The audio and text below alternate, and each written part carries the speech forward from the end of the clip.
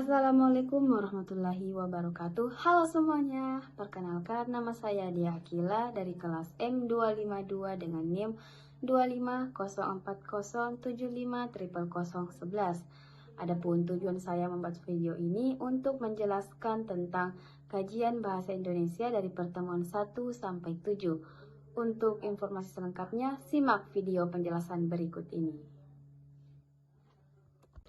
Nah, untuk materi pertama, di sini kita akan membahas tentang tatanan fonologi dan klasifikasi bunyi. Apa sih itu fonologi? Fonologi merupakan ilmu yang mempelajari tentang bunyi dan bahasa. Ada beberapa jenis-jenis fonologi. Yang pertama yaitu vokal. Vokal adalah udara yang dikeluarkan dari paru-paru ketika diucapkan dan tidak ada hambatan pada pengucapannya. Contohnya yaitu A, I, U, E, O. Kemudian vokal terbagi atas, vokal atas yang terdiri dari I dan U. Yang kedua ada vokal tengah yang terdiri dari E dan O. Yang ketiga ada vokal bawah yang terdiri dari A. Nah, yang kedua adalah konsonan. Konsonan adalah bunyi di mana udara yang keluar dari paru-paru mendapatkan halangan atau hambatan pada saat pengucapan. Konsonan dibagi menjadi beberapa. Yang pertama adalah dental atau gigi. Lidah menempel di gigi atas saat pengucapan. Contohnya itu Z, D, dan N. Yang kedua ada velon atau langit-langit lunak. Contohnya yaitu G, K, Ng, dan K. Yang ketiga adalah bilabial atau dua bibir. Dalam pengucapannya contohnya P, B, M, W.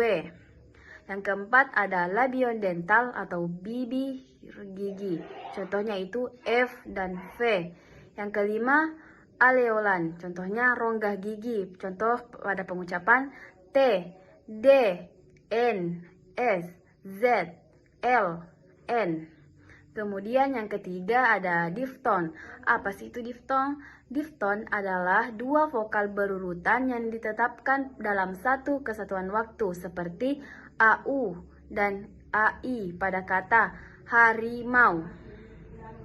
Nah, pada materi kali ini kita akan membahas tentang suprasegmental, fenom, dan alofon. Yang pertama adalah suprasegmental. Suprasegmental adalah unsur dalam bahasa yang tidak berkaitan dengan bunyi huruf secara langsung, tetapi berkaitan dengan cara pengucapan bunyi tersebut dalam suatu kata atau kalimat. Di sini kita akan membahas tentang tekanan kata, penekanan pada suku kata tertentu saat diucapkan. Yang membedakannya yaitu kekuatan, panjang atau tinggi nada untuk menegaskan makna. Contohnya, Siti membaca buku di perpustakaan. Maksudnya, yang membaca adalah Siti, bukan orang lain. Contoh selanjutnya, Siti membaca buku di perpustakaan. Maksudnya, yang dibaca adalah buku, bukan majalah atau koran. Nah, contoh selanjutnya adalah Siti membaca buku di perpustakaan.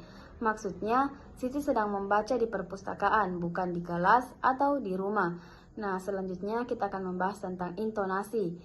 Intonasi dalam kalimat adalah naik turunnya nada saat berbicara, yang berfungsi menyampaikan emosi atau membedakan jenis kalimat. Contohnya, kamu duduk di kursi, termasuk kalimat berita.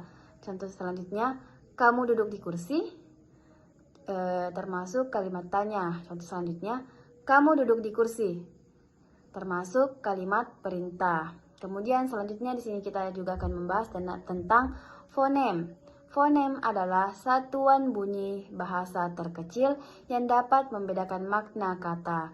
Adapun ciri-ciri fonem, yang pertama membentuk perbedaan kata, yang kedua bersifat abstrak, yang ketiga ditulis di antara garis miring. Nah, di sini juga kita akan membahas tentang alofon. Alofon adalah variasi pengucapan dari suatu fonem yang tidak mengubah arti kata. Ciri-ciri alofon, yang pertama, tidak membedakan makna. Yang kedua, dipengaruhi oleh ungkapan bunyi. Yang ketiga, ditulis dalam kurung siku. Selanjutnya, kita akan membahas tentang morfologi. Morfologi adalah ilmu yang mempelajari bentuk-bentuk kata atau morfem kata. morfologi terbagi beberapa. Yang pertama, morfem bebas, yaitu morfem yang berdiri sendiri sebagai kata dan sudah memiliki makna. Contohnya, rumah, makan, buku. Nah, selanjutnya adalah morfem terikat, adalah morfem yang tidak dapat berdiri sendiri dan harus digabung dengan morfem lain agar memiliki makna. Contohnya, ber, me, ken, an, pe pada kata bermain. Adapun proses-proses morfemis yang pertama adalah afiksasi, adalah proses pembentukan kata dengan menambah imbuhan, awalan, akhiran, dan sisipan, serta awalan dan akhiran. Di sini yang pertama akan kita bahas adalah prefiks atau awalan, adalah imbuhan yang diletakkan di awal kata. Contohnya ber, me, ke, ter, pe, di, se. Contoh kalimatnya, kita harus membalas kebaikan orang lain. Yang kedua adalah sufiks atau akhiran, adalah imbuhan yang diletakkan di akhir kata dasar. Contohnya, makan tambaan sama dengan makanan. Baca tambahkan sama dengan bacakan. Contoh kalimatnya, ibu menyiapkan makanan untuk keluarga.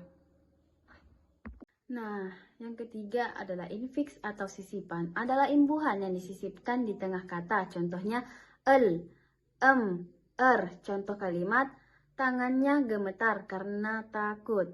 Yang keempat adalah konfiks, awalan akhiran yang digabungkan dan diletakkan di awal dan di akhir kata. Contohnya kean, peran, beran, senya. Contoh kalimatnya, sepatu itu kebesaran di kakiku.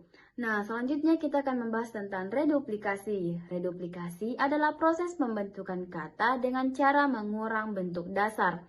Jenis-jenis reduplikasi yang pertama adalah reduplikasi penuh, yaitu pengulangan seluruh kata. Contohnya, buku-buku.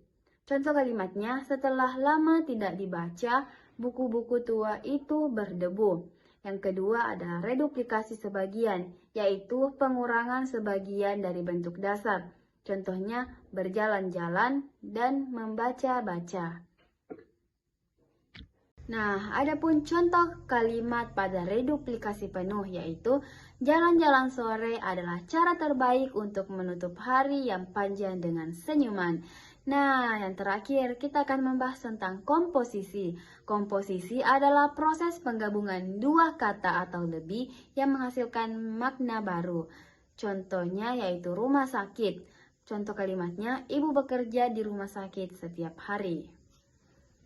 Demikianlah proses penjelasan dari saya. Mohon maaf atas segala kekurangan. Wassalamualaikum warahmatullahi wabarakatuh. Sampai jumpa di video penjelasan berikutnya. See you!